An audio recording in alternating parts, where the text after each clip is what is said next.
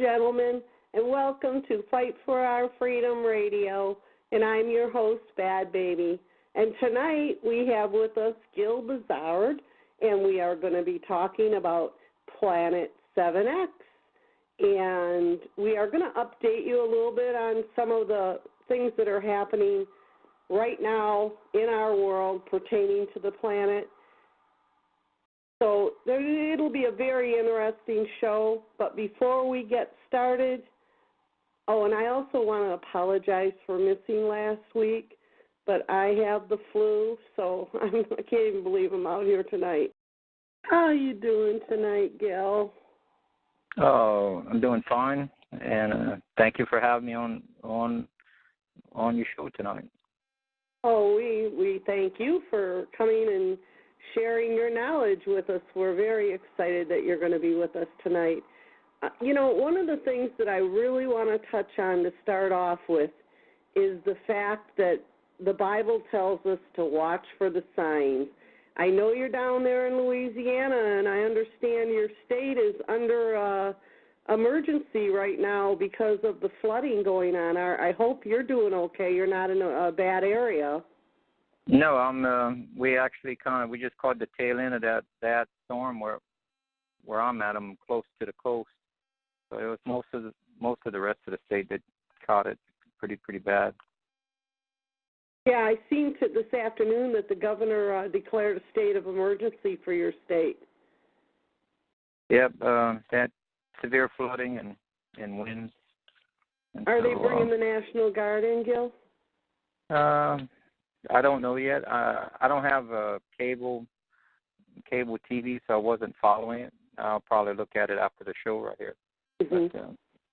But, if you go over and I've been getting a lot of data of pictures of the flooding and what's going on, drone pictures. If you go over onto my Facebook page, you can check out some of that. It is horrendous. Okay, I will. Thank you. It is really, I've been telling everybody all day to pray for you guys down there. But one of the things I want to touch on is, like I said, the Bible tells us that there will be signs. And I just checked a little while ago, and we had 15 volcanic activities this week. 15 volcanoes all erupting at the same time. We're having the methane gas leaks. We're having the deaths in the ocean of all the wildlife, the seals, the starfish, and the mussels, everything, the squid. They had so many squid wash up on the shore in Cuba or in South Africa that they had to actually use front-end loaders to load them into the trucks. And this isn't not only going on in the oceans, in the inland lakes, the fish are dying. What do you have to say about how the signs are showing up? Well, scientists seem to be a little baffled, they claim, but it's not really much of a baffling situation. If you go back and check the documented newspaper reports when the Madras fault happened, like you look at the weeks earlier to the time frame of the Madras fault when it erupted, mm-hmm. and people were hearing like trumpets and sounds like that. They had misreported methane and geysers and strange anomalies similar to this. When the Earth is quaking and moving, it releases methane, and they're in clouds. Until it dissipates, then it's harmless to nature. But when it's still concentrated, it's an odorless gas, and it doesn't leave any sign behind that an animal ran into methane. So when a bird flies through the cloud, they instantly drop dead. And the same thing with fish. If it's in the water as it's bubbling up, and the fish, they have gills that convert it into oxygen. When they pass through that methane, they get a dose of methane and they're extremely sensitive to it. So you have a massive fish kill that can be in lakes, streams, rivers, as well as oceans. And we see this across the world. And this correlates with the activity as well as what we see on other planets. All of the planets are heating up by the same anomaly, whatever it may be that's doing this. I believe it's an inbound planet for multiple reasons. And this is causing because the universe is a magnetic universe, not a gravity-ruled universe, this extra magnetic field coming in is causing additional resistance, which is causing it to heat up in the core of all of these planets. And it's not much of a temperature change, but it's enough to where the crust has to expand. Okay? And that expansion is going to cause exactly what you're seeing on the news. You're going to see numerous volcanoes. You're going to see numerous seismic quakes, fish kills, changes in weather pattern extremes and everything like that. El Nino, and we're breaking records, too. I mean, up here in Michigan, we just broke a record the other day. It was 71 degrees out, and they said back in 1869 or 64, I think it was, that it was 68 or 69 degrees, I think they said, was the highest we've ever been. So we went to 71, and this was unusual for Michigan in March. To give you a helpful hint here, remember sometimes how the government puts something in plain sight, and it's just to alert their elite and the people who know the inside message. Mm-hmm. I had went back and I reviewed Al Gore and Inconvenient Truth, which at the time when I first saw this, I had a green energy project. And I thought this would be great for me to use as data to promote a green energy project, Mm-hmm.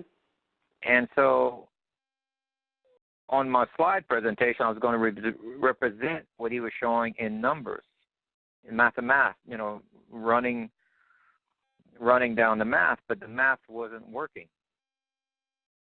And in his so-called global warming scenario, the math does not work. And so I put it aside saying, okay, it's a lie and it's, usual. But why was it so popular and why did so many countries invite him in there? Because these are everything he's talking about is the precursor for an inbound planet on what to expect. I always felt it was just a big cover story, so that when these things do start happening, that everyone would say, oh, it's El Nino, oh, it's global warming. Yeah, it's titled wrong, but they already know that.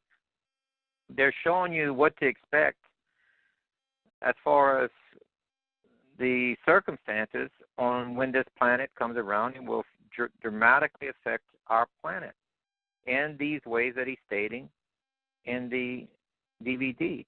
This is not about global warming and CO2 issue. That's why the math doesn't work for that. But it does make sense when you look at it that this is a video on basically the government report, basically going public, showing this is the effects that you can expect from this inbound planet. That makes sense mathematically as well. And that's what we're seeing right now is the precursors to, and it's only going to get worse. Because if you look at how it escalates, exponential growth throughout the last 25 to 30 years, that's not normal for it to happen on all areas of research. It's okay to see one or two areas, not all at the same time. And why are all of the planets heating up? Okay, that's not pertaining to human being driving cars on Mars. Yeah. Okay, so the global look, I still am an advocate for us to be good stewards of the earth, and I believe in green energy projects. But we also got to put the math correct. We have to do it, you know. I've worked in the engineering field for the last 15 years. The math has to work. And this inconvenient truth pertaining to CO2 does not work. That is not what's causing our planet climate change. It's not global warming, it's climate change. And because you've seen record snowfalls and stuff. Yeah. Well, that's not global warming if you have record-breaking snow, okay? But that is, you know, climate change. And that's exactly what they saw throughout history when this planet has come by before, because the cycle of this planet is not 3,600 years. According to my research, it's closer to 360 if you want to put a time frame, but it has a erratic orbit because it depends on what it's bumping into. It has collided with other planets before, multiple times. One planet, it's annihilated, which was a planet called Ceres, and now it's called an asteroid belt. And that's when it came by Earth during the time of the Exodus, and it was called 3 days of darkness because it was slowing down in its normal movement to 1/20th of its normal speed.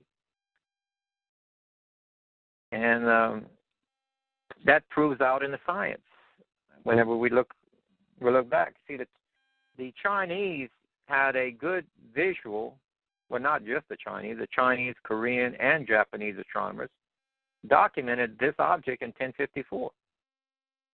They saw it for 13 months coming in and 13 months as it was leaving. Total of 26 months. That is not a regular comet. You cannot see a comet for that length of period of time. Not with the naked eye because the telescope was not invented yet. It takes a very large object to get that reflective power from the sun to be shown bright enough for you to see with your naked eye for 26 months. And when we plot its orbit, because they gave us enough information, good information, where we can plot a segment of its orbit, and to my surprise at least, the exit point was in the month of Passover, and the gap between the 2 points that it crossed on Earth's path was 150 to 152 days apart. That rang a bell to a biblical model. In Noah's flood, it talks about 150 days between two events. In the book of Revelation, it talks about 5 months between two different events. 5 months and 150 days is roughly the same time period.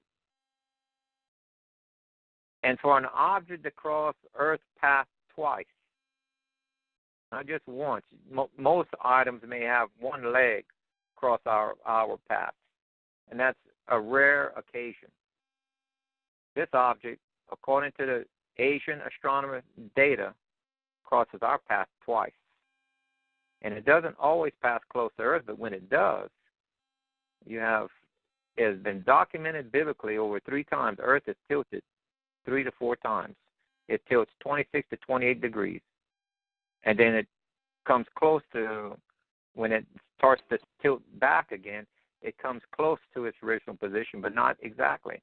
It can be up to 4 to 7 degrees off on either the rotation or the angle, a number of factors.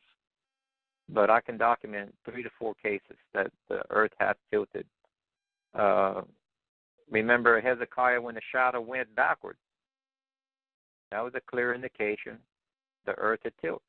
We can do the math from the sun rays going through a window hitting a stairway, because it was not a sundial. The ancient Hebrew says steps. And when you use a north to west north to south tilt of the Earth, okay, the angle for 26 to 20 degrees exactly covers 10 steps. And this is also what happened in the time of Joseph of Egypt. Remember that 7-year drought? Well, prior to that 7-year drought, remember he had a dream at age 17 where he said 11 stars and the sun and the moon had bowed to him? Mhm. Well, first off, you can't see the stars unless it's the nighttime sky. Can't see the stars in the daytime. So that word sun is actually illuminated body, which was our planet he saw. Because that's the word that they would have used in that time, just like in Greek, helios means illuminated body. It doesn't have to be the sun. So for him to see the stars at night, for him to claim he saw the stars and moon, it had to have been during the nighttime sky. And he saw this illumination. Now, that was a dream he had. And he said they bowed to him. Okay? So not until he was 40 was he in Egypt.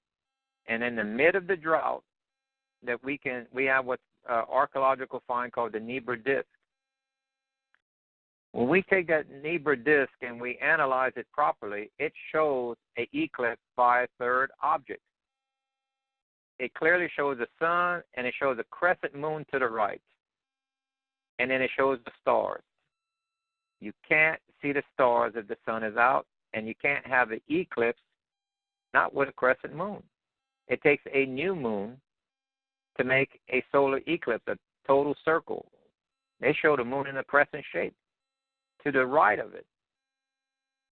It takes a third object to give you that total eclipse the way the Nebra disk is drawn. So this told us that there was a pre-eclipse prior to Joseph, which is actually roughly 3 days prior to the crossing. 3 days for the crossing. After that, it was a nighttime skies. When it passed close enough to Earth tilted 26 to 28 degrees.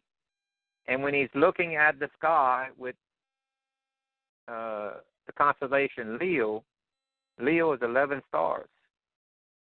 And the skies literally bowed to him because it was a north to south tilt, fulfilling what his dream was at age 17. We can prove this out scientifically now that this happened with the Nebra disk, which is an archaeological artifact found in Germany. It's the oldest documented star arrangement and picture of the constellation that has ever been found in Europe. Now, a lot of people think that Planet X is wormwood. This is not so, correct? That is correct. Wormwood is clearly defined as a fiery mountain. A planet is not a fiery mountain. A meteor coming through the atmosphere, just like during Noah's time, the first for the floodgates of heaven, if you read outside text of the Bible, I forgot which book it is, it says there were 7 floodgates that opened up in heaven. It took 40 days for the earth to be flooded. We had a canopy of water around the earth. 7 meteors punched holes through the canopy, and that water just poured onto the earth. Okay, taking 40 days for it to flood.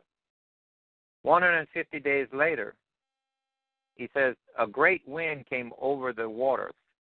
Then he saw the water receding. Now, that great wind is from the impact blast of a much larger crater, or much larger impact. You can call it a fiery mountain if you want. That impact made the Gulf of Mexico. The Gulf of Mexico is roughly the crater rim of the Mexico of the Gulf is around 1,100 miles across. The rock or the asteroid that made it is about 110 miles across. That allowed, remember, crust on Earth is only held there by gravity. It floats, it moves. That's why you have continental drift. when it came in at 10 to 20 times the speed of a rifle bullet,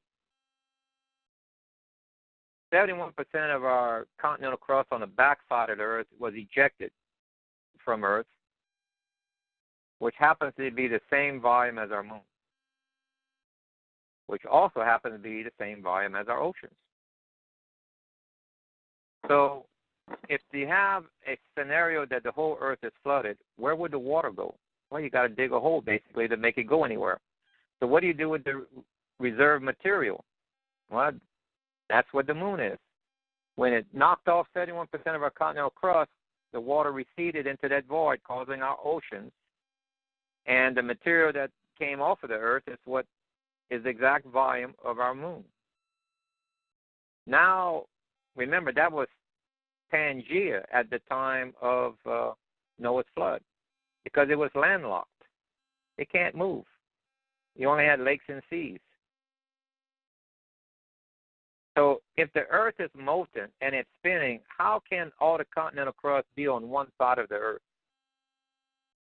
The Earth would wobble so violently, life would have a hard time existing. You'd have huge tidal waves on every shore and everything.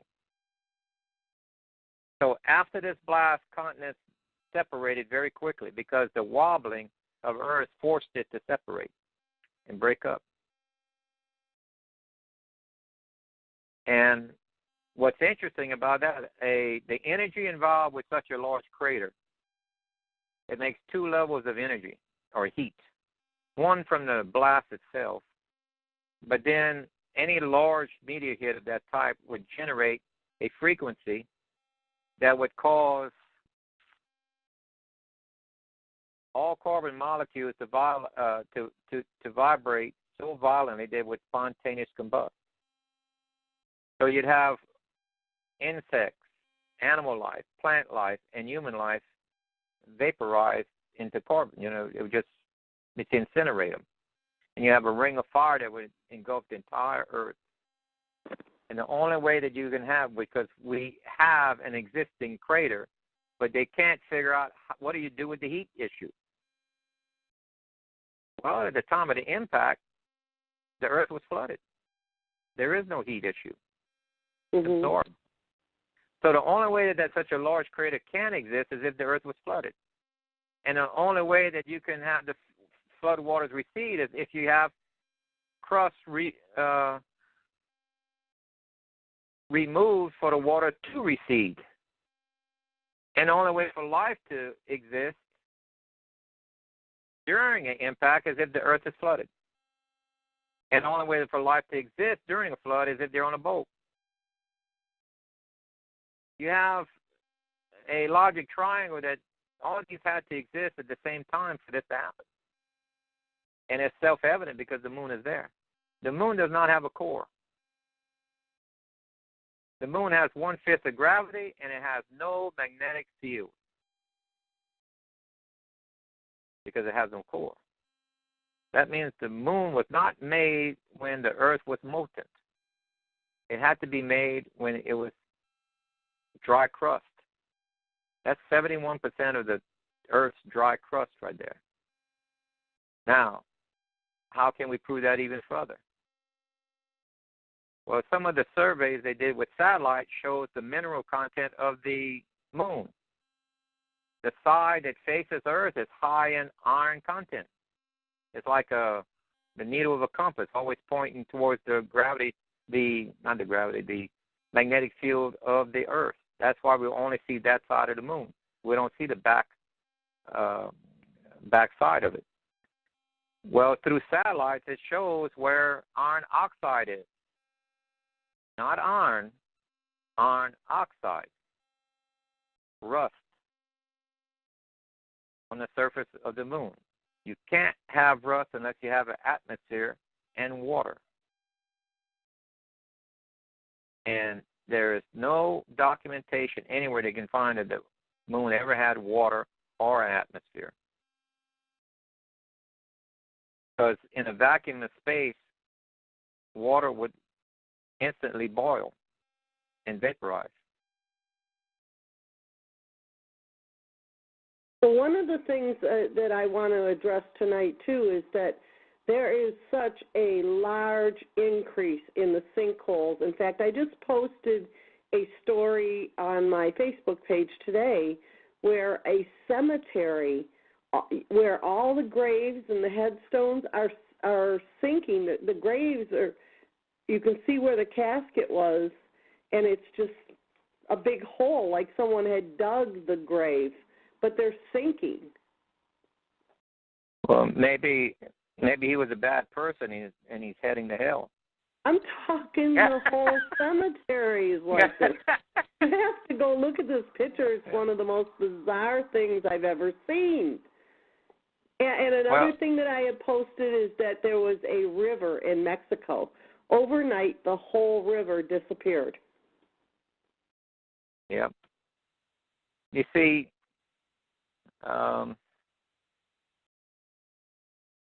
as things are expanding and moving, you have the ground is getting drier, so groundwater is going deeper into the ground, and wherever there's limestone, it erodes, makes caverns.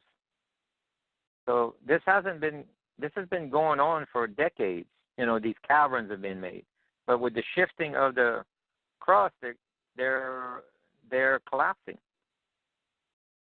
And you see this vast amount of these because we're in a critical stage of the maximum amount of movement because of the approach of this object. More movement causes more sinkholes, more methane, more of everything, more volcanoes, and more earthquake. We were in a very, we were lucky when we were growing up. The earth was calm and stable. Not any longer. And it's going to get worse. It is so obvious, Gil, that you know, to people who don't even know anything about Planet X or that why all this havoc is happening, I mean, it's so obvious that something's not right. I mean, didn't they just have 15 tornadoes hit across Texas and Louisiana? Oh, we had just less than a month ago, we had something like 40 or 50 that came across two states. Yeah, this is quite unusual to have these clusters of large numbers. But that's part of the scenario of climate change. Not global warming, climate change, but or you can say climate, the proper word would say climate effects of this inbound planet. That would be the correct title to all of this. And as it gets closer, and it is getting closer, you'll have more extremes. All of this is going to escalate until after it passes. People have lived through these scenarios before in the past.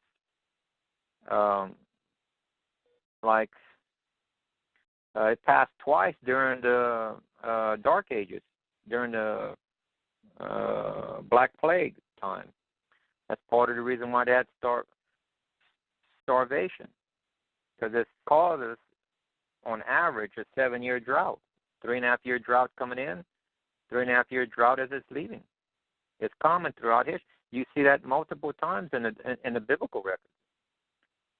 One of the things you look for in the biblical records that tells you that it's not a normal situation is a 7-year drought.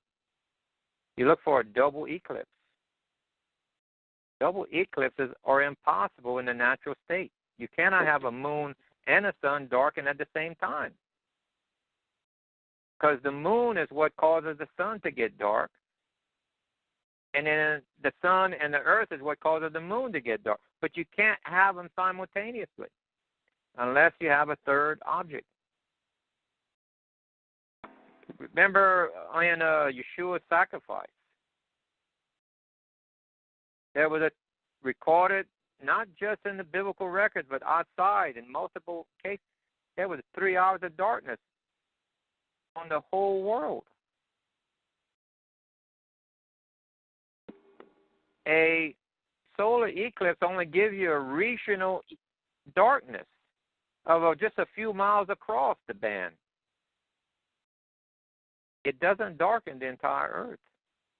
And a solar eclipse can only give you 7.3 minutes of darkness, not 3 hours. It takes a much larger, and remember, he was sacrificed on Passover, which is a full moon. The moon's on the opposite side of Earth.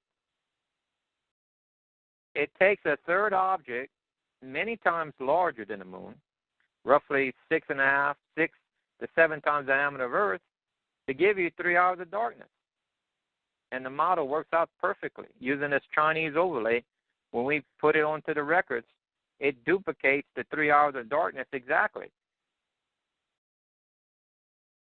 We have Why don't you tell 14 our cases. listeners, now, you have done a book, a PDF that is for free, that everyone can go to your page and download it, correctly?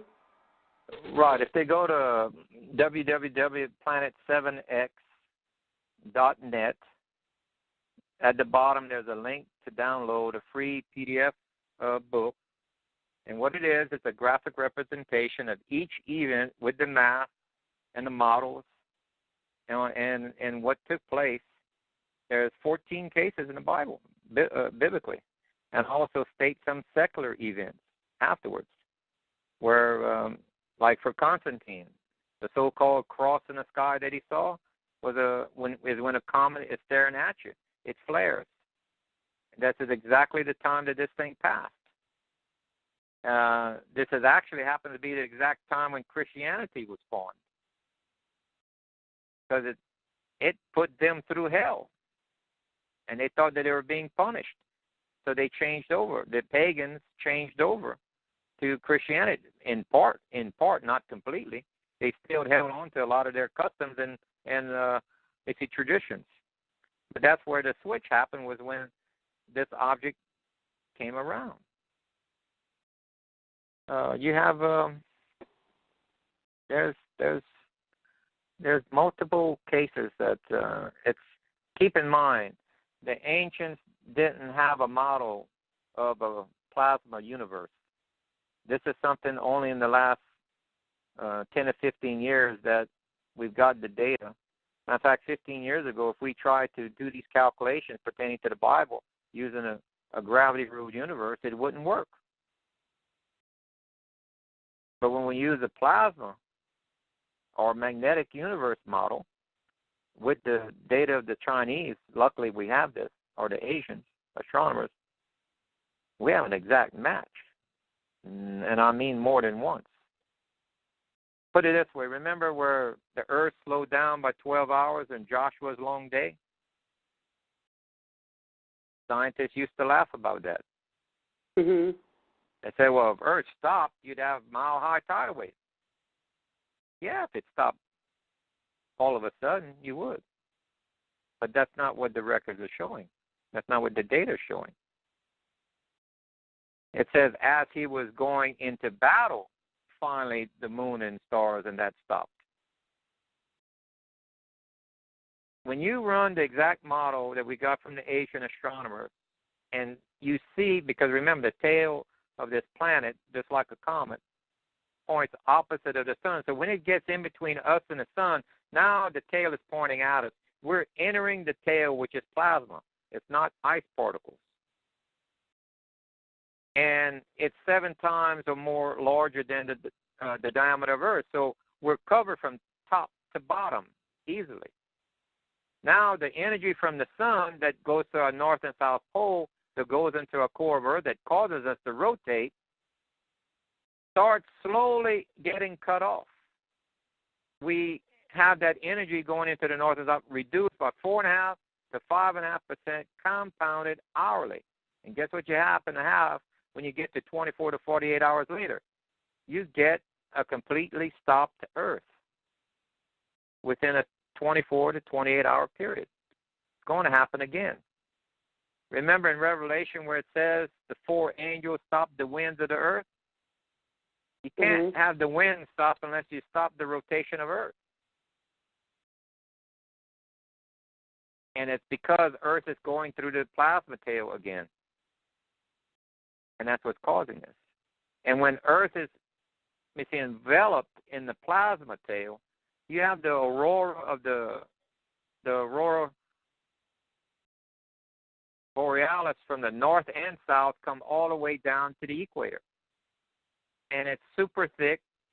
And guess what? When it's overly active, it howls like a trumpet. You're going to hear the skies roar like a trumpet again. And we're getting more and more reports from not only in the United States but around the world of people hearing these loud booms and high-pitched sounds that are coming from the sky. Well, most of that is from the high pitch. Okay, I've looked at a couple of videos people have sent me pertaining to some of these high pitches. And some of them are actually when you have high frigid temperatures on railroad tracks and they're moving cars slowly, it will cause that sound. Some of these videos. Okay? They have a distant railroad track that's not far from it, and it's making this sound. And it only happens during cold, frigid times. But some of these are not. Mm-hmm. Some of these are when, remember these caverns and these underground faults that are not documented, they're new. When they're rubbing or movement, or if gas is coming out at a high pressure stream, yeah, you're going to hear it making sounds. This is the earth creaking, you know. But not all of these events are from earth creaking. Some of these are what I call either misinformation or not exactly documented correctly.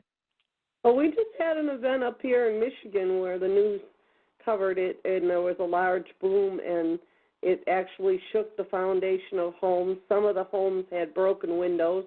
They contacted the local Air Force base to see if there was a jet that may have been a sonic boom, and they said there was nothing in Michigan that would produce a sonic boom, and they could not figure out where this came from. But it actually snapped a tree off in someone's front yard. Yep, that's what happened when a fault slips, you know, and yeah, that's exactly what happened. That these are, if it's local, you know, that tree was more precise over the corner, over the point where that happened at, and that caused it to snap. Mm-hmm. But it wasn't, you know, it wasn't a mile or two long that causes like an earthquake where they pick it up sideways. These are small ones. These are either more vertical or whatever. I don't know exactly what. But it has a lot to do with the earth shifting, and that's globally that's happening. Because the earth has to give if the core is expanding slightly, simply because it's heating up. And it's heating up because of the resistance of the new magnetic fields interfering with it. Just like a motor. A motor will get hot if the magnetic fields are not right on it. It's resistance. You see? And it causes the motor to get hot. Well, same thing with this. We have resistance that's causing all of the planets to heat up. And it doesn't have to be heating up 100 degrees. No. Just a fraction. Then the crust has to expand. Well, I have been seeing some very, very strange reports of snow in Iraq, in the desert. I read an article today where Death Valley, which is usually completely dried up, there's a picture of it, and it is in full bloom of all wildflowers. It's beautiful, like, isn't it? Mm-hmm. It is beautiful. It's beautiful. I mean, you wouldn't think that was a dry, barren desert at one point. Yeah, it's only done for a short time. It comes in cycles, I think, of 11 years or 7 years or something like that. But it's just that this one's a little bit larger than normal. And also, they're kind of hiding the events that are going on up at Yellowstone. And someone had read an email. I saw the video today where they had written them and asked them, about the increase in volcanic activity, and they actually wrote back and said, well, we don't feel that there will be an eruption, but we are expecting a larger event in the form of an earthquake. Yeah. See, they're not allowed to cause panic.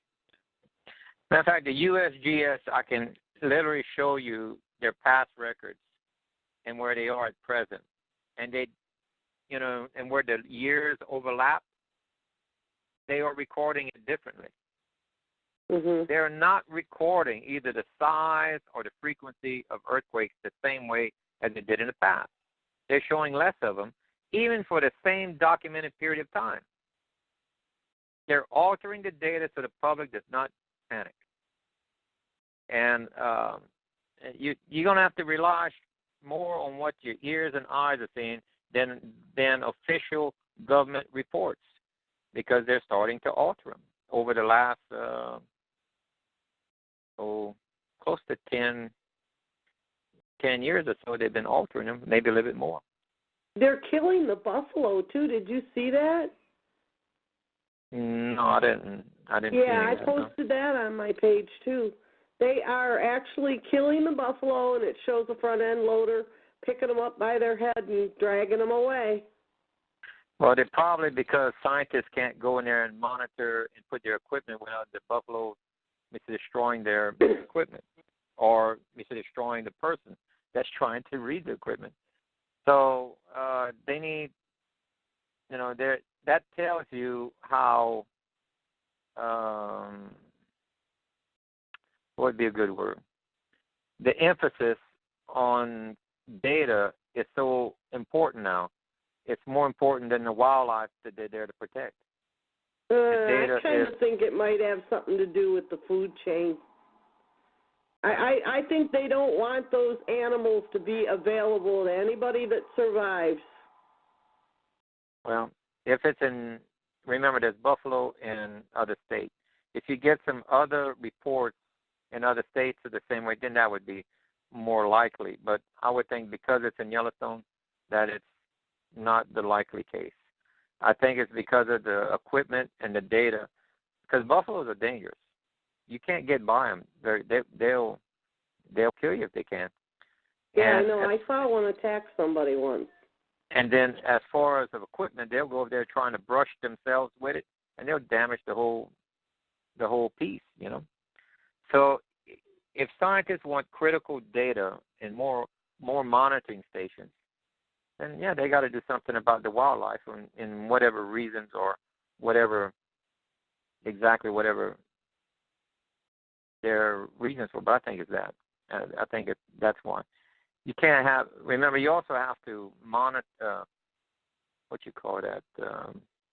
When herds get too large, disease starts breaking out, and it's no longer healthy. Right, they got to thin them out at times. And so the thing that I don't understand, though, if it was something like that, where they wanted to, the animals were damaging the area, because they have that problem here with Selfridge Air Force Base. There is a large herd of deer that live inside the base because there's no hunting in the base area, and they get out on the runway. So every few years, they just allow the local hunters to come in and hunt.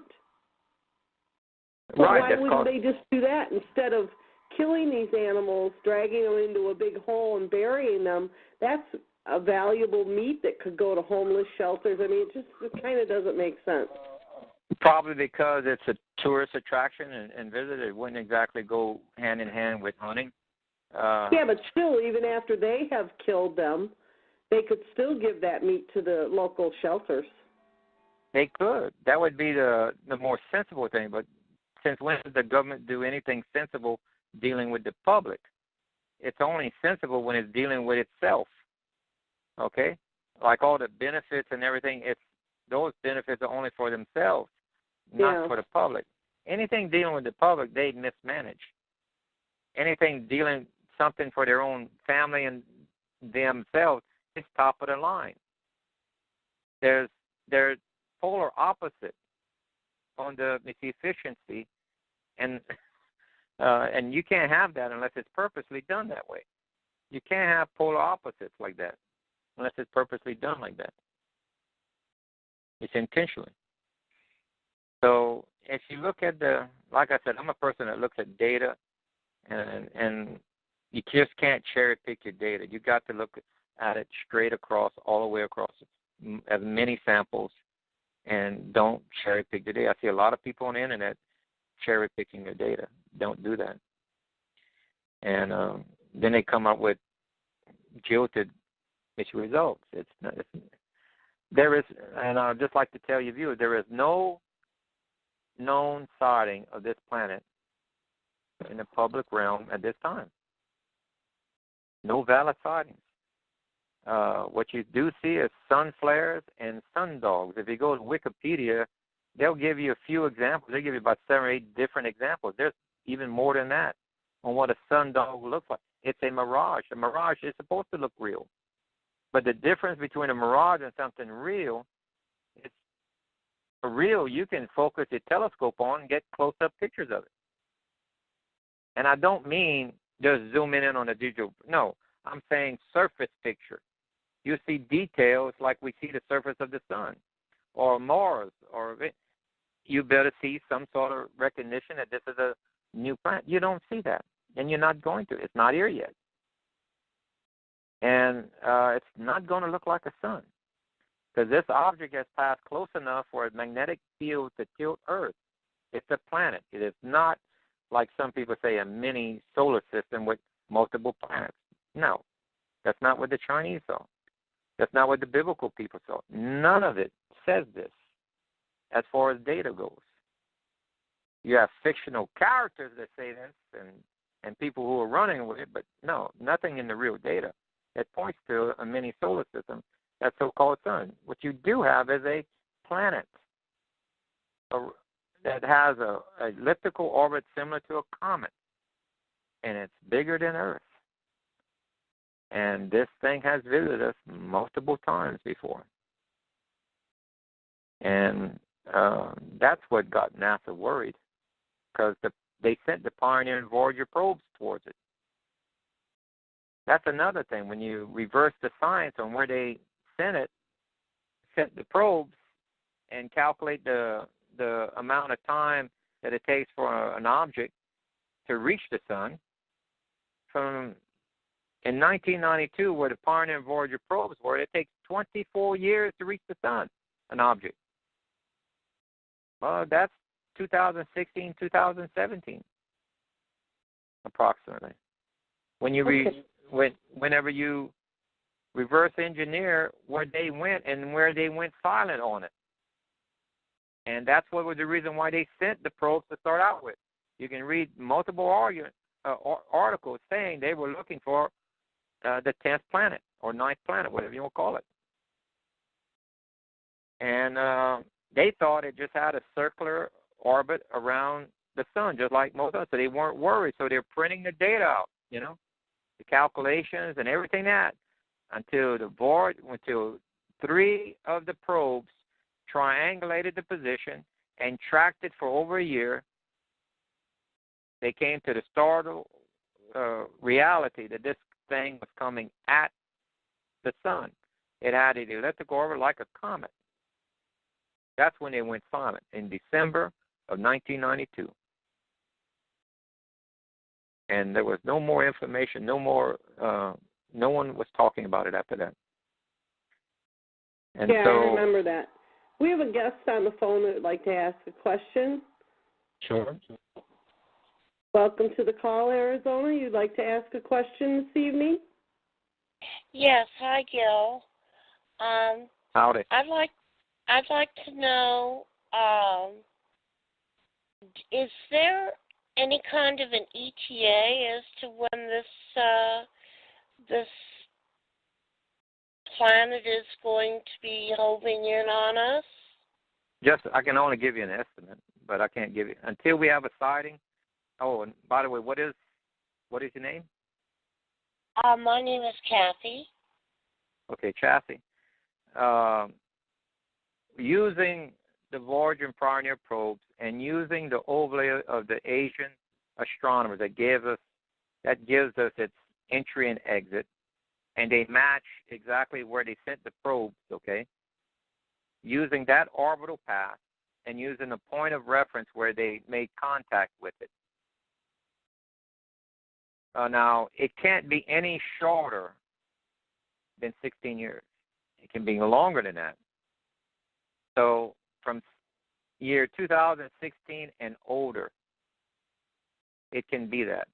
Okay, that's an approximate, an estimate. I don't have a way of telling the future. I can't look into the future. I can only give you estimates. But calculation and it's reversing the data that is known. We're looking sometime past 2016, and when you overlay the volcanic activity, the earthquake data, the magnetic north of Earth moving 12 times, when you do the overlay with a time spread, the way an object, because it increases in speed as it gets closer to the sun, so it's not an even spacing. If you stretch the data out with these exponential growth, we have an exact match of an approaching body, the way it should be looked at. So the only thing I can tell you is close. It's close. Yeah. Now, it has an asteroid belt around it, does it not? I doubt that, no. It passes through asteroid belts. It has debris that's just like a tail of a comet. You have three tails. You have three tails to a comet. You have, and one's a plasma tail, one is a dust tail, and one is a debris field. And the debris field follows exactly behind it. The plasma tail always points opposite of the sun, so it goes 180 degrees around the comet at different points. But the debris field always trails behind it on its path. The dust trail follows midway between the plasma tail and the debris tail. Okay? So you got three tails basically, but the one to worry about is the debris and the plasma. Now, the Chinese are doing modern-day studies according to their records. When Earth goes through what they thought was a comet, when Earth passes through the comet, plagues break out when Earth passes through the tail of a comet. And now they're doing a modern-day study to see if this is possible. But that's what their astronomy records show. And it's mostly because of this object. When you have that amount of plasma associated with dust, particles, and stuff, part of that is iron oxide that rains down and sulfur that causes boils. Remember the plagues of Egypt and the way the Nile turned red and all? This object can do that, you see? And so now what's interesting is Moses declares it before it even happens. Just like Joshua's dream where he had it at age 17, it didn't happen until he was 40. So these are not, you can't rule out this is only by act. No. This is God's tool. He uses this whether to bless you or to deliver a penalty on you. It's his way of implementing his judgment on the earth. And that's obvious if you read the data, along with the stories of the biblical. It's not by accident. Right. Well, what I'm trying to determine is what wormwood is going to be. Is it going to be wormwood in the Bible? In the Bible, in Revelation, what wormwood is going to be? Is it going to be a large asteroid that's hitting us or a moon? After the first, there's two crossings. One is in the month of Passover, March or April, somewhere in there is where it's exiting from our inner solar system and heading back out. That is also the first meteor shower that Earth is going to run into. It takes less than an hour for Earth to travel through the debris field. 150 to 152 days later is where Earth is going to cross the old debris field where it entered. Now keep in mind, Planet X is already on its way out. This is just a debris field that's lingering in its path. You'll be running through the debris field for many, many years after. Right. Okay? So in that next event, remember in March, the meteor shower is on the daylight side of Earth. That half of Earth that is illuminated by the sun is going to be covered by meteor showers. At the end of August, which is 152 days later, it's from the nighttime side of the sky that are hit.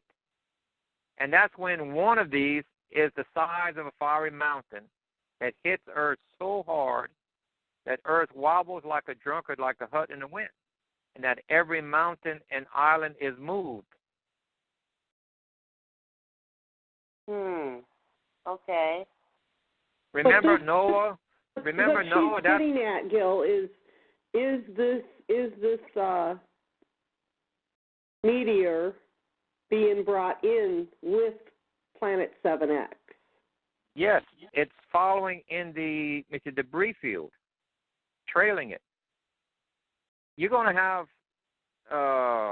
debris following this thing for tens, if not 20s of years.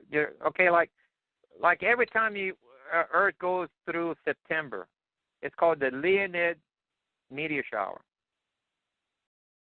They claim it came from a comet, that passed many, many years ago. But each time Earth passes through there, we get a light show. Now these rocks are these asteroids are very small, the size of rocks, and they make a light show in the sky. You see hundreds of them. Well, somewhere around the turn of the century, I forgot what year it was, 1906, 1910, whatever, somewhere there. It had a meteor shower so strong, they said it was like snow in the sky. They had so many meteors penetrating the atmosphere, they said it was like snow. And that kept going for several hours. And that's from the Leonid meteor. And this is from Comet. It's the same thing with this object. The closer you are to the object, usually the bigger the debris, or smaller debris kind of fades out, but it depends on where God places it. The Almighty is the one that loads the chamber, whether he wants birdshot or he wants double-odd buck. That's up to him. Okay, so he's already telling us ahead of time, the second event, you're going to be hit by a major asteroid. But it's the second event. And Earth will wobble like a drunkard, and every island and mountain will be moved.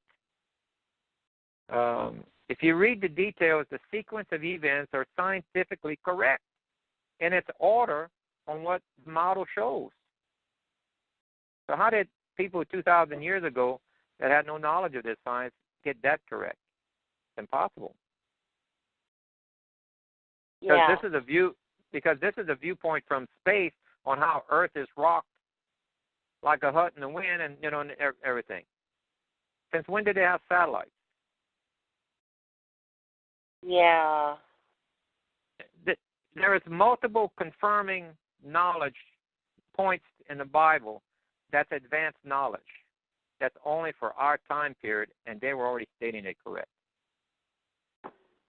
You cannot do that unless you have a being that knows something way beyond what we know it as today. Right. And there's also historical things to back it up, too, because it's happened before. Yeah, like how do you arrange a sacrifice, a crucifixion, at the exact time of the 3 hours of darkness and have a planet that doesn't come around to every 300 some years to land, not to the exact day, but the exact hour that you needed, and create the earthquake not to the exact day or hour, but to the exact second when he was stabbed in the side for his blood to fall through that earthquake fault to reach the seat. Oh, you believe the mercy seat was beneath him? Without a doubt. Without a doubt. Wow. I've heard that before. I've heard that the Ark of the Covenant was in a room beneath Golgotha. Yes. If you follow, well, who is it you think put the skull? Remember, Mount Moriah right there was a full mountain, okay, during Abraham's time when he mimicked where he was sacrificing his son. And remember, there was a lamb that caught his horns, a sheep that caught his horns in what? Thorns. A thorn bush. Okay? Right. That was exactly on top of that mountain. Now, the next time the temple was built, they quarried half of that mountain away to make the wall of Jerusalem. That skull was already embedded in that mountain. It's called the skull of Golgotha, the mountain of skull. Right. Who put that there? Okay? And that's exactly where the Mekra, if you wonder what the word Mekra means, rehearsal. It doesn't mean feast. So Abraham was doing a Mekra, a rehearsal of the exact place and point on where it was going to happen. They quarried the mountain where his sacrifice was going to be lower, but exactly under it. And there's exposed the skull. And if you follow the Hebrew rehearsal patterns, exactly when the priest was going out into the fields and gathering the omers, 50 omers of barley and such, I can tell you right now, remember those graves that were open? When you when the centurion stabbed him, the earthquake happened exactly then, and that's when the graves were marked. They were all, you could see their bones. I can tell you right now, there's 50 graves that were marked because it follows the Mekra. 3 days later, when he was in the grave, he was the first to be risen. Then those 50 rose out that were marked. Do you know who the 50 were? There were 50 Melchizedeks. The word Melchizedek means righteous leaders. Remember Noah?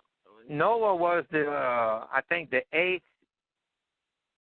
was the eighth Melchizedek. Noah was. Shem was the next in line. Remember Abraham when he had a battle with that other tribe to get Lot back? And the Melchizedek went to his tent and he sat down. That was Shem. Because it was a family feud. That other tribe was also a descendant of Shem. He was selling a family feud. Well, from the time of Adam all the way to that sacrifice, there's been 50 Melchizedek. Those were the ones that came out of the grave right there and walked amongst the people. But you don't understand that unless you get into the Hebrew. You got to understand the Hebrew customs because that book was written by a Hebrew with a Hebrew mindset. You just like I tell people, 100 years from now, Chinese archaeologist was to dig something up here in America, and it's a piece of paper, and he reads it, that it rained cats and dogs on Turkey Day. How would he understand that if he's not an American? If he has no knowledge of America? He would say these people were worshiping a turkey, and that the cats and dogs had something else to do with this. Instead, it means it simply rained hard on a day that we give thanks to, which is Thanksgiving. Okay? But you'd have to be an American to better understand that, or knowledge of an American. Yeah, I understand what you're saying. And it's exactly the same way. You've got to get into the mind of the Hebrew reading a Hebrew book. And it's failed to be taught that in the churches and assemblies. They do not teach you Hebrew. The churches are so far off the mark, it's not even funny. One of the reasons why they can be so far is because they don't teach you Hebrew. If they taught the people Hebrew, there wouldn't be any doctrine, because anybody could read it and have their own understanding of exactly what it says, because it's straightforward. Okay, well, thank you, Kathy. Excellent question. What do you think about Ed Dames? Are you familiar with Ed Dames, the remote viewer? Yeah, I won't make any comments really on that unless you really want me to.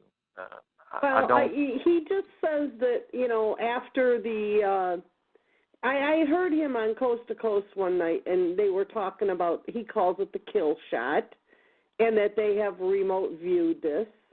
And he says that he does not see another election, that there's no election, that the kill shot is before the election. I got one particular comment for people that can either predict the future or remote view. You should be able to tell, okay, let's say you can't pick the winning lottery ticket. You still should be able to see the winning horse in the next race. Okay? How come they're not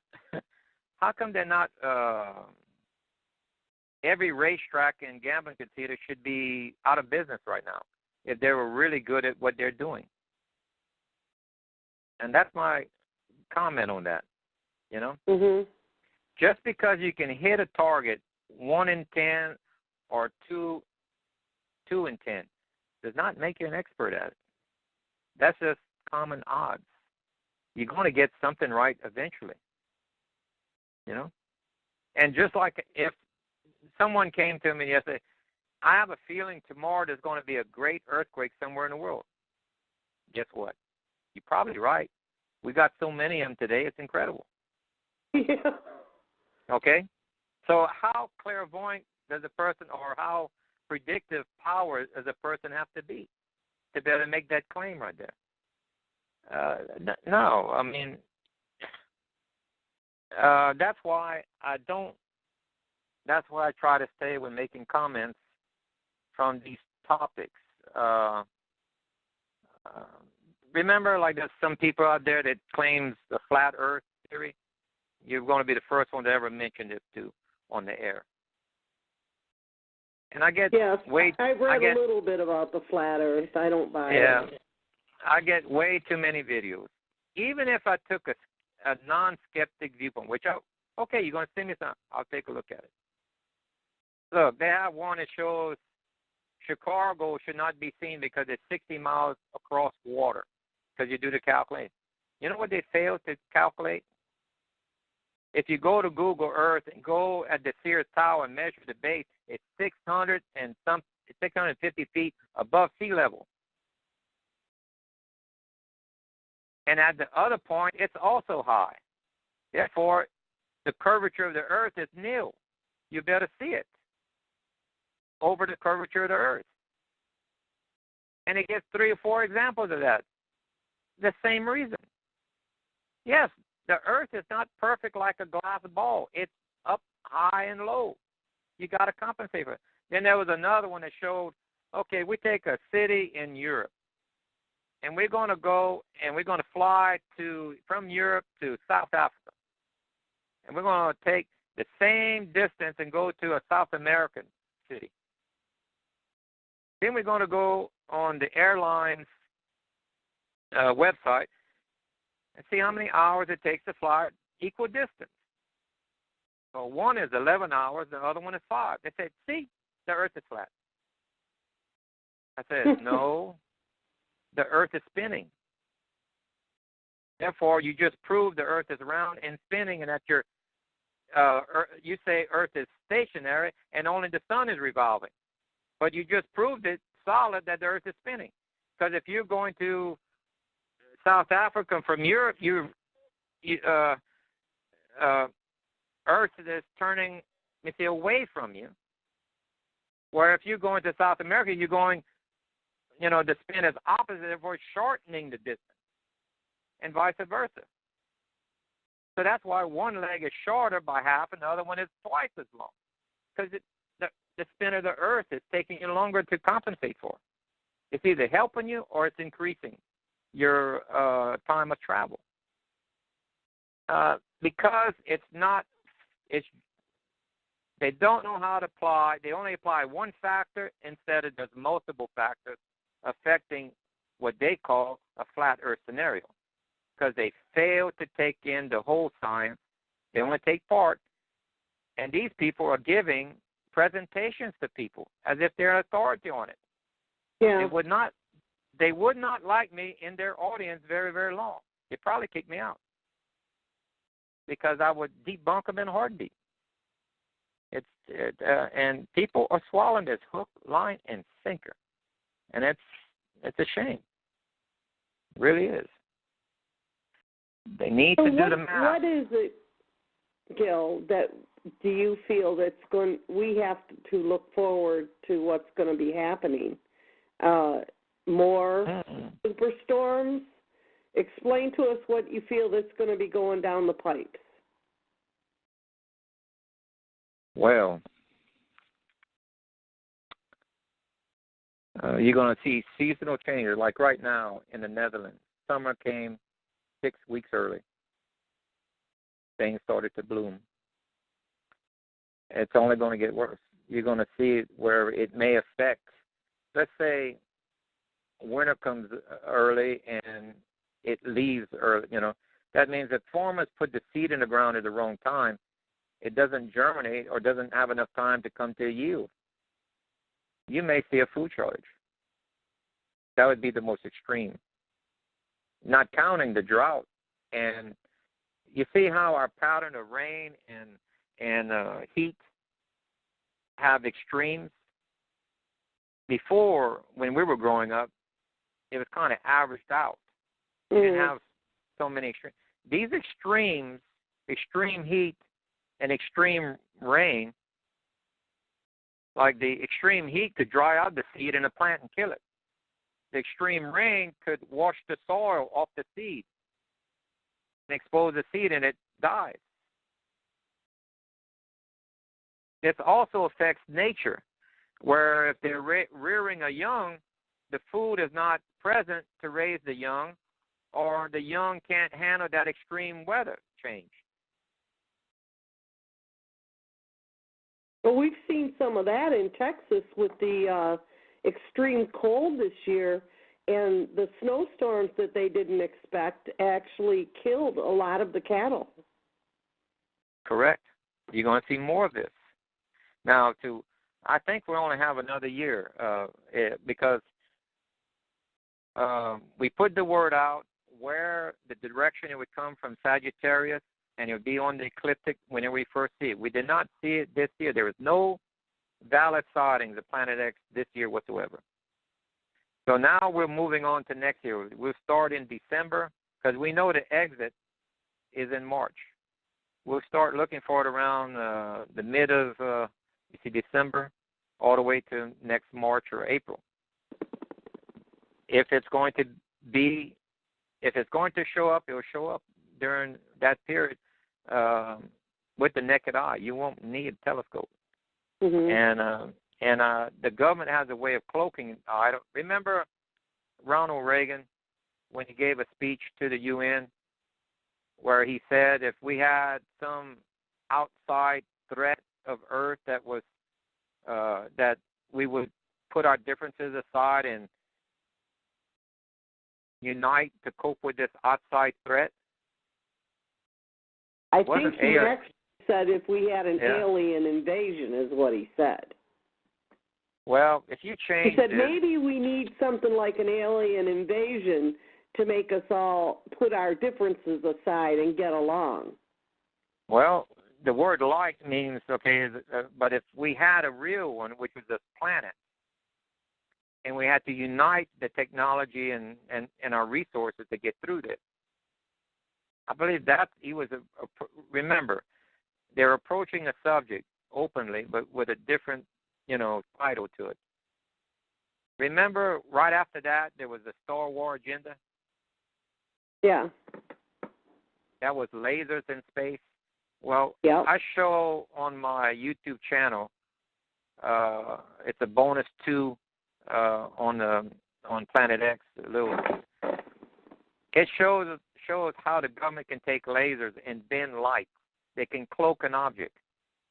The object is physically there, but all light, that means infrared as well as visible light, is bent, and you can't see it. And they're doing that with. It shows how they can do it with normal objects. It's strange the way that what was said and what followed that was the Star Wars, and the technology is known how to do this. But yet we should have 16 years for even amateur astronomers to sight this planet. And we can't see it. But yet we have all the effects of it. It's kind of like the patient is shot, but we can't find a bullet hole because someone put some makeup on it and we can't find it.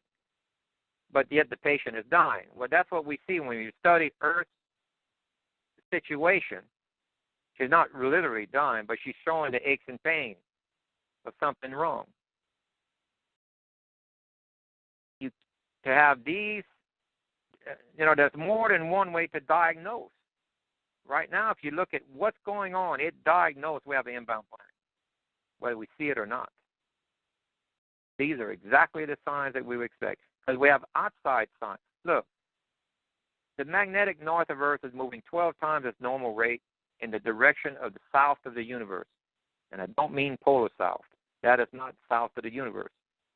South of the universe is on the planetary plane of Earth. That's towards Sagittarius.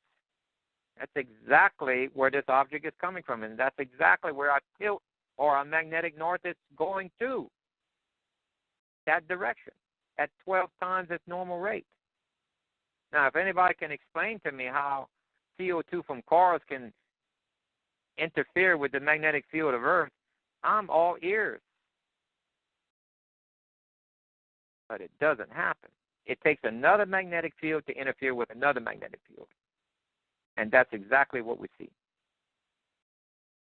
And as this thing approaches, I can tell you, put it this way, Earth tilted 3 to 4 times, and that meant it came very close to Earth within a magnetic field range of attracting, just like two magnets attracting each other, tilting. It means it had to come pretty close. Well, we see plasma discharge, and that was proven when Comet Siding Springs passed near Mars. NASA was viewing it very close, and then just before the incident happened, they pulled away to a distant view to where you couldn't see what was happening. But an amateur astronomer on the Canary Islands filmed it. You had electrical discharge when the tail of that comet crossed Mars. It lit up like a Christmas tree. It just flashed like a camera, like a flash on a camera would have hit. Boom. That was a lightning hit, basically. Well, the surface of Mars, there's trenches that are dug from plasma. Okay, not water. That's plasma discharges that dug those trenches on Mars. We have them also on Venus. We have them also on Mercury. We should have 1 or 2 on Earth. Because Mars, Venus, and Mercury are in the path of the planetary plane of where this object passes. If you go in Africa, it's called the Eye of the Sahara.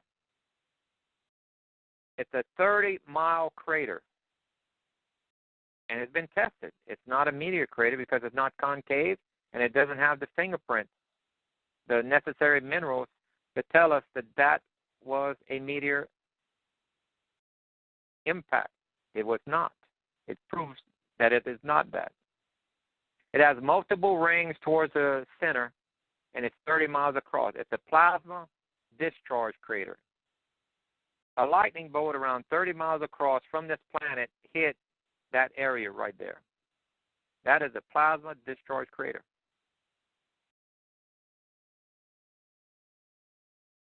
Think of the thunder that came off of that one. Remember in ancient Greek mythology, it said Zeus used to throw lightning bolts that would melt mountains? Well, that crater melted 300 foot deep through a mountain, if you want to call it, a hillside. And plasma will vaporize matter into more plasma. And that proved that an object had to come close enough to Earth to have a plasma discharge equivalent to a 30-mile lightning bolt. And that can only be an object greater than the size of Earth on size and mass. And that proved that it came close to Earth already. And it's going to happen again. We're going to see another couple of lightning bolts the next time it passes. The book of Revelation tells us the next time this object passes, it's called the Destroyer, or Fiery Dragon of Old. The Bible clearly tells us it is the worst time in all of Earth history. All of Earth history? That means that includes Noah's flood. Noah's flood was not the worst. You're fixing to live through a biblical event, the greatest biblical event ever listed in the Bible.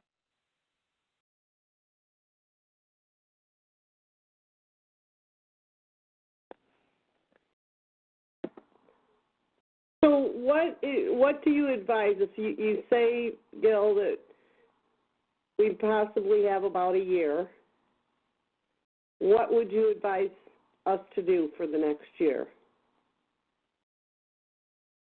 The scriptures give us the instructions. It gives us the data points, and it gives us the instructions. The only thing you have to do is follow it. It gives us the rehearsal patterns, getting you prepared for such events. Yeah. See, we're about to finish the Sabbath year. It would be finished in April. We're fixing to go into a Jubilee year. In the scripture records, it tells you, stock up for each one of those years, 1 year of food. It says get out of debt as well. Well, this is in line with what is before. Remember, the two meteor showers in Revelation is sealed 6 and 7. Before 6 and 7, you got sealed 3, 4, and 5. Seal 3 is economic collapse. Seal 4 is war, pandemic, disease, and famine. Well, how can you prepare for economic collapse and famine and such? Because the Bible tells you on a Sabbath year and Jubilee, you prepare 1 year of food and you get out of debt. So when the economy collapses, you're not hurt because you're already prepared. The famine, you're already prepared because you're following what's called his dry rehearsals. A Mikra means rehearsals. He says, you will keep my Mikra forever. These are the Almighty's rehearsals, not Jews' rehearsals or Hebrews or anybody else's. He says, these are my rehearsals, and you will keep them forever. Not until man tells you to stop, like Constantine said, don't follow these anymore. That's not what the Father said. He said, you follow these forever. These are the instructions you just did away with. He says on the Sabbath and Jubilee year, you will gather all the food you need and provisions and money to go through these years without working or letting the land rest. Your fields are supposed to rest.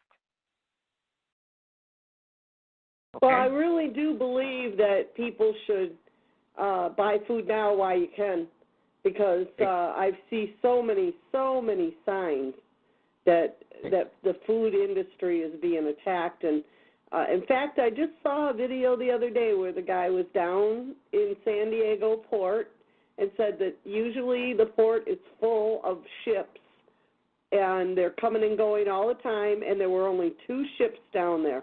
The shipping yard is practically shut down. I also posted today that a lot of freight liners that making freight liners, they're laying off a bunch of people. People are being laid off in groves. Well, I can tell you what one of my sources in Australia told me.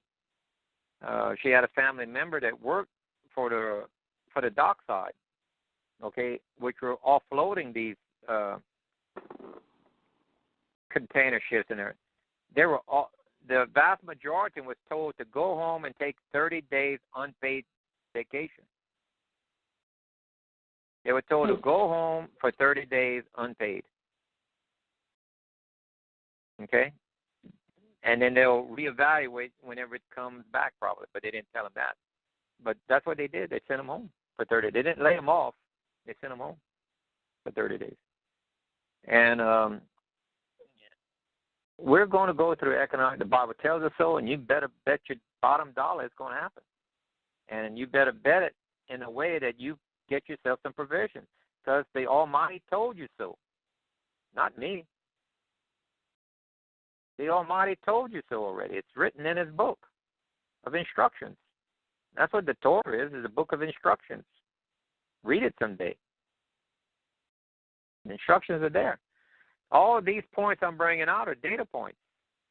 It tells us the Earth is going to slow down by 12 hours. Well, the astronomers are going to miss the impact point. They're going to say the daylight side facing the sun is going to be, which is true, but they're going to say it's Europe, Middle East, Asia, and Africa. That's not what the Bible says, because that side that he just said, that's 2/3 of the continental crust. The Bible says 1/3 of the continental crust is hit. That's North and South America. Exactly a 12-hour delay in Earth's rotation, just like Joshua's long day. We're going to go again where the Earth is slowly going to, when it goes through the plasma tail, it's going to slow down by 12 hours in its rotational, and you have the target zone exactly the other half of the Earth. This is exactly the false miracle of the Antichrist. And he'll take credit for it because he'll claim it ahead of time. That he will claim that he's the one that slowed down the Earth by 12. Remember, changing times and laws. He will claim that he will change the Earth by 12 hours and have fire fall on their enemy, North and South America, which is a false claim. As our Bible says, it's a false miracle. Because if it would be a miracle, I wouldn't be able to tell you how it's done. So you need to be in Jerusalem you need to be on the dark half of the earth during the time of the meteor shower and expect not 12 hours of darkness, but 24 hours of darkness, and that would be Jerusalem side. America will have 12 extra daylight hours, which they'll have 24 hours of daylight during the time that the earth is slowing down. So remember where it says in the Bible, picture a plane leaving Europe, and they're coming to these underground facilities over here. Picture a group of faithful believers in the Scripture, and they're both in the air at the same time, and they cross midway over the Atlantic. And you hear some words that mimic something that Yeshua said. That those who try to save their life will lose it, and those who try to lose their life will save it.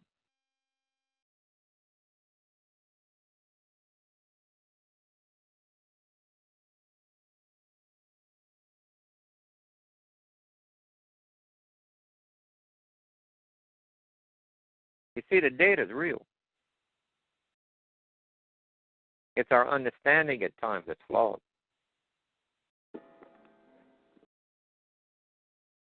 Sorry, I was muted for a minute there. I had a coughing spell. So we have to understand the Bible or the Scriptures It's more literal than what we give it credit for. And the Almighty is definitely the one who's in control. Well, in the Bible, Joseph, he stored food. He was, yep. If a Christian or whoever, or Jewish or rabbi or Muslim or anybody allows their religion to make them into a couch potato and say, I don't need to do anything, the Almighty would take care of me, that's not what he told you to do. His instructions say, on my days you will follow my instructions the way I tell you to. Exactly what he's saying. That you will keep my rehearsal patterns forever. Doesn't mean ignore them. And he said, stock up. Sometimes I see people rewriting the Bible to what they wanted to say instead of what it actually says. And that's wrong with them. And they'll suffer. There's a great falling away before he returns. And it's because people don't follow his instructions. And when they go through the misery, they think God is not real. It's not God that's not real. It's you're not being real and following his instructions. And therefore, that will cause the great falling away before he returns.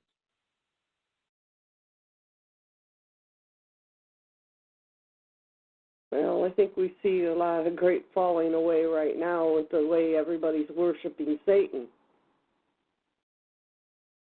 It's going to be many times greater than that. You ain't seen nothing yet, as they say. I bet we haven't seen nothing yet. Let me get back to the final details of what to expect.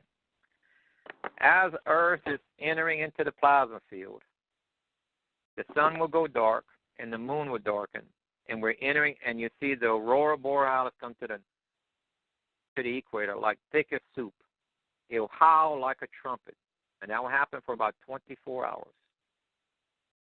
Now, the last 6 hours of that 24, now Earth is starting to slow down in its rotational speed. Finally, it'll be 12 hours off. About before the last 6 hours of that, Earth would start to tilt towards the planet. They are attracting. Opposite poles attract. Earth would tilt 26 to 28 degrees within 6 hours. Well, if you do the measurements, I forgot if that's about 1,800 miles within 6 hours, you're roughly looking at 300-mile-an-hour winds. If you're 90 degrees from the pivot point would be around the Middle East, around Jerusalem. If you're 90 degrees from that makes you the east coast of America, off its shore, in the water. That meant Brazil is smack dab in the path of the 300-mile-an-hour, as well as Australia and the Philippines and Greenland area. On open water, you're looking at very high winds. Now, if you're in the mountainous regions, and so, you may have only 150-mile-an-hour winds. But if anyone's been in a hurricane and a tornado, you know that at 150-mile-an-hour, trees don't stay in the ground. If you're in a F5 tornado at 300-mile-an-hour, grass doesn't stay in the ground. It's severe winds, not counting the tidal waves. Now, when Earth starts to stop, there's a bulge of water around the equator, about 12 kilometers. And that's held there because of centrifugal force, spinning. Well, that's going to start to release, and you have some of the water going north and south. Some of it, not all of it, because Earth will start to rotate again 6 hours later. Okay, so you're going to get partial coastal flooding all throughout the coastline, the northern and the southern hemisphere, but around the equator, your coastal water is going to drop tremendously. And probably where the Rock of Gibraltar is, it probably look more like a waterfall, possibly, because the water leaving the Mediterranean won't be leaving quick enough as the oceans are spreading. And Then as it gets even with us, you're going to have lightning bolts, just like we saw 30 miles in a path, 30 miles across, lightning bolts hitting the Earth. Now, when Earth is hit with that amount of electrical charges, it's going to reverse your magnetic field. Each time it's hit, it will reverse the magnetic field of Earth. And when we're in the plasma tail, that's like an EMP wave. All electrical generators globally have to be shut down, every last one of them. No electronics can stay open unless it's in the Faraday cage. Extreme. Because it will fry almost all the electronics globally if it's on. Then as it passes us, Earth starts to straighten out. About an hour, 2 hours after it passes us, now Jerusalem can see it. And the tail is illuminating Virgo, as the scriptures say. And now we're entering into the debris field behind it. And that half of the Earth that's facing the sun is going to be hit not by a meteor shower, but a meteor storm. That's many times more intense. And it says all the trees and all the grass and even the rivers or the grass and trees are burnt up, and the rivers or surface water is toxic because that's some of the material that it brings in. It makes it toxic. Water wells won't function because you don't have electrical power, and if you did, it would be burnt up anyway. So you're only able to get surface water, and it's toxic. So that side of the Earth is in they have a catastrophic event. They're not totally wiped out, but they're in critical shape. And the Bible says they'll wish death for 5 months before death comes. 5 months later is a second event. Now it's going to be on the nighttime side of Earth. And North and South America is going to be facing the nighttime again. But it's going to be, that fiery mountain is going to hit an ocean, and you can calculate this to be the Pacific Ocean. It says Earth is split. Earth wobbles like a drunkard, like a hut in the wind. Every mountain and island is moved. It hits us so hard that our calendar year is changed. We end up being like Enoch's calendar, 364 days a year. So when Yeshua comes back 3.5 years later for a resurrection, we end up not knowing the day or the hour, because a day and an hour is changed. We literally lose track of time.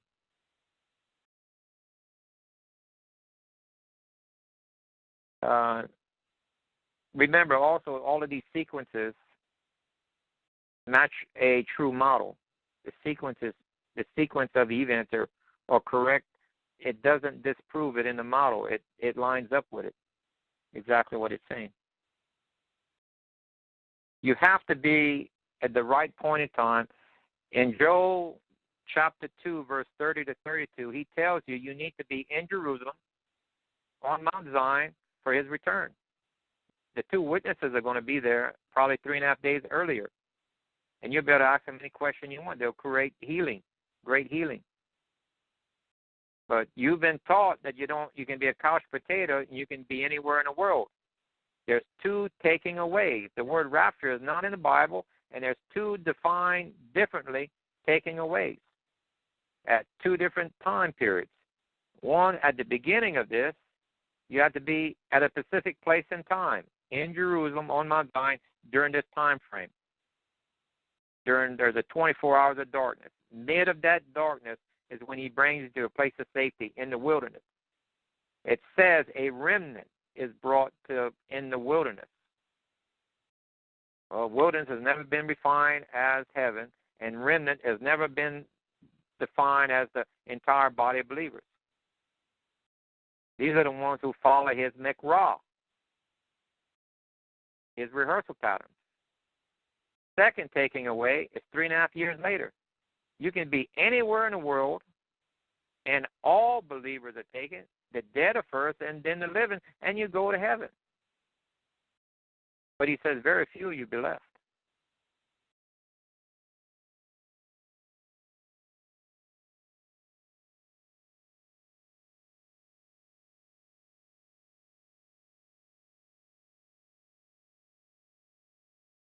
So this is the way the scriptures are written from a viewpoint interpreted in the way a Hebrew would look at it, because it's his customs and his traditions and what the Almighty says are his rehearsal patterns. If people choose not to follow his rehearsal pattern, then they'll have something, they have no one else to blame but him, but yourself, that is. I'm sorry, you guys, if I disappear for a minute here and still recovering from this flu.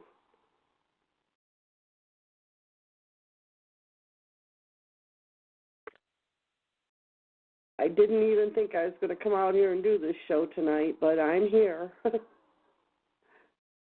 Well, I hope you heal up.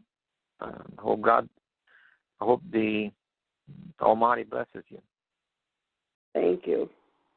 I'll get through it. I always do. It's just been a battle. It's been almost 7-8 days now. Yeah. So, but I'll get through it. Well, we're coming up on the last 10 minutes of the show. I think that we had some excellent information out here tonight, Gil. I want to thank you because I know your health hasn't been the best lately either, and for you to come out and do the show, it's just I've been having a series of gallbladder attacks over the last two months. That's been disabling me to answer a lot of my emails and do as many videos as I want to do to keep people informed. Yeah. So, but I'm feeling better the last 3 days here. So I'm hoping to better post a video soon and some more data. And for the people who came in late, why don't you give out the information of how they can go to your site and download the PDF? Yeah, if they go to the website, www.planet7x.net, N-E-T. That's where we have the DVDs. If anybody has a problem trying to convince their family member, because this is a very difficult subject to make people believe, graphics help. But if you're not knowledgeable enough to convey the data, most of the time you get people their eyes will roll back in their head, and when that happens, you lost them. Yeah. Well, the DVD shows them in a practical, real way how this is a real object. After that, you can explain to them the biblical aspects using the graphs, and then they can read the stories for themselves. And that's when the book comes alive. These are real events with real people, and a real Almighty that's doing this. And so at the bottom on that web page, there's a link for a Dropbox, and underneath my videos on YouTube, Planet 7X channel, you can see all of the videos, nearly all of the videos except for the DVD. All of the other videos are free. That it takes you through many of the stories in the Bible, and shows you how the math and the science and all of this is linked, and how the stories occurred. And underneath the video, there's a link again. Underneath the video, it brings you to the book. And I just updated the book. So anybody who has an older book of this should download the latest, to where we are all in tune with the same data. And now we're in a wait and see mode. Mhm. He says he will give us a sign in heaven. We know what the sign is now.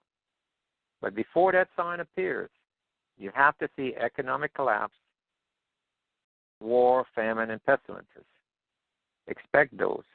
And then a peace agreement. Building that war right now. The wars, look, when they start talking about using tactical nukes, chemical and biological, you're going to see millions die. I just posted a article where they were caught over in Turkey, and there were skids and skids of these. I'm sorry, skids and skids of these bombs that are chemicals.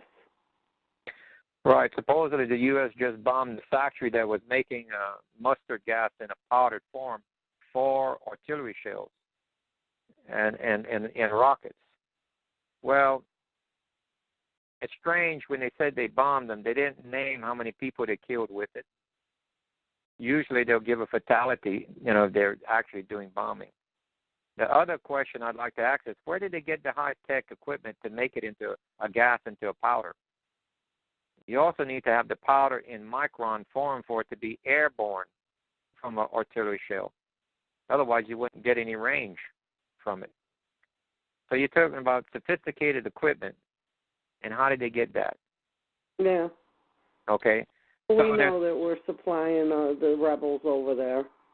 Exactly. There's some certain things that they say that I don't buy the story 100%, because if you ask a few deeper questions, it kind of saying, okay, there's something up here.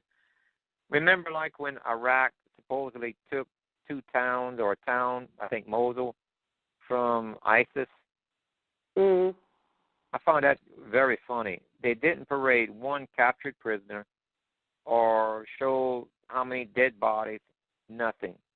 That town was already deserted when they went into it. All you have to do is watch the signs. The people that are being murdered right now are the truthers. Actually, I just posted an article about, it was a CNN news reporter. I can't remember her name, young blonde girl. And she was murdered by these people because she was exposing the link between the current administration and ISIS being supplied by them. Correct. ISIS was created by Saudi Arabia. Look, what they don't tell you was in 2009, Saudi Arabia, Qatar, and maybe Kuwait proposed a gas pipeline and oil pipeline to go through their property, through Jordan, through Syria, to the Mediterranean.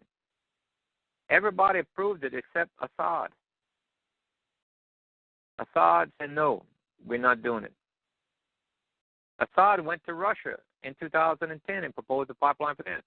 They did the pipeline from the Caspian Sea with Russian oil, run it through Iran, through Iraq, into Syria. So all of those 3 or 4 countries can pipe oil into that and get it to the Mediterranean, and it's controlled by Putin. When that oil, and that's 5 or 6 lines they ran simultaneously. Now, one of those branches off into Turkey. That was the one ISIS was supplying oil to get finance off of the Russian pipeline. When Russia got to the coastline, they announced, we're going to sell oil with the petro yen. That's when everybody pitched a fit.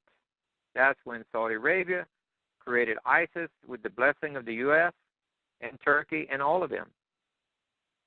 Because none of those countries can afford for the U.S. dollar to fail because they are so heavily invested in the markets and everywhere. Okay? So they had to stop Putin. So ISIS only attacked the region in Iraq where Putin's oil lines are passing through. Remember how close supposedly ISIS got to Baghdad? Remember?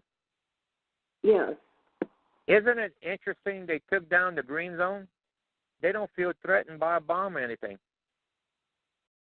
They took down the green zone. They did. Oh, yes, it's been down for a long time. You know where Saudi Arabia, see, all of the embassies are building, all of the countries are building brand new embassies over there. Saudi Arabia has built theirs outside the green zone. If Saudi Arabia was scared of ISIS, why did they build it outside the green zone?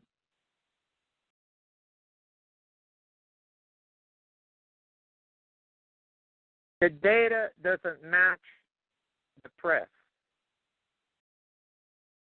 trying to scare us on what's going on over there. Yeah. The data doesn't match. This is only a war to keep the boogeyman, you know, the fear-mongering to start their wars or false flags. Correct. Because... and unfortunately, there's no big bad boogeyman. It's all the little children that are getting blown up and killed and suffering. Well, I've traveled a little bit. I've traveled to Russia, Kazakhstan, Africa, China, and a few other places. Okay, and I've had the pleasure to have some of them, or the pleasure, some of them have not. Like I happened to, I'm going to leave his name out of it, but I met a man that was the richest man in the world twice in his life. And we sat at his kitchen table, and I had a friend of mine. He was from Yale, a good, Christian fellow. He's not one of those bad Yale people. And these two guys were talking about the Illuminati and the Binary. At that time, I was not a conspiracy person. I thought that was, hype. I sat there and I listened for 45 minutes before I even said a word. And then I stopped the gentleman. I interrupted him for a second. I said, "Gentlemen, you talk as if the Illuminati and the Binderbergs are real." They both stopped, looked at me, and said, "Oh, yeah, they're real." Both of these two gentlemen were president of the John Birch Society in their chapter area. I didn't realize that until after. They're both, John Birch Society is a group that fights for your constitutional rights. Do you remember that Korean liner that the Russians shot down? They said because they thought it was a spy plane and it ventured into their, and they shot it down. Yeah, and all over the people in the UK. were lost. Remember? Yeah, in Ukraine.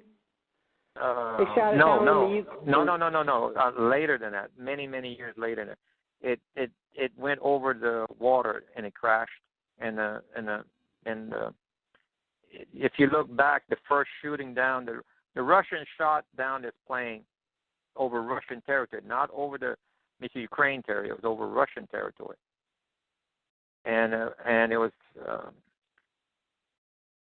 the person that was on that plane was the president of the John Birch Society, plus a congressman that was making headway on the constitutional rights. They took out the entire plane. Well, that's what Rodney Stitch told me when I was interviewing him, and he's a retired FAA federal investigator for the planes, and he said that if there's someone on a plane that they want gone, they'll take the whole plane out with 300 passengers on it. That's true. And I met some very powerful people, some other people that I can't mention. That it's real, folks. I can tell you that, because otherwise, if it wouldn't be, I'd tell you that it's not. I got nothing to gain on any of this. I do not. I don't like propaganda. I don't like false. I like the truth, and let's dig for it and find it. And but there is a controlling influence of secret societies that move the finances of the world and the oil and gas. Anybody that goes against them is toast.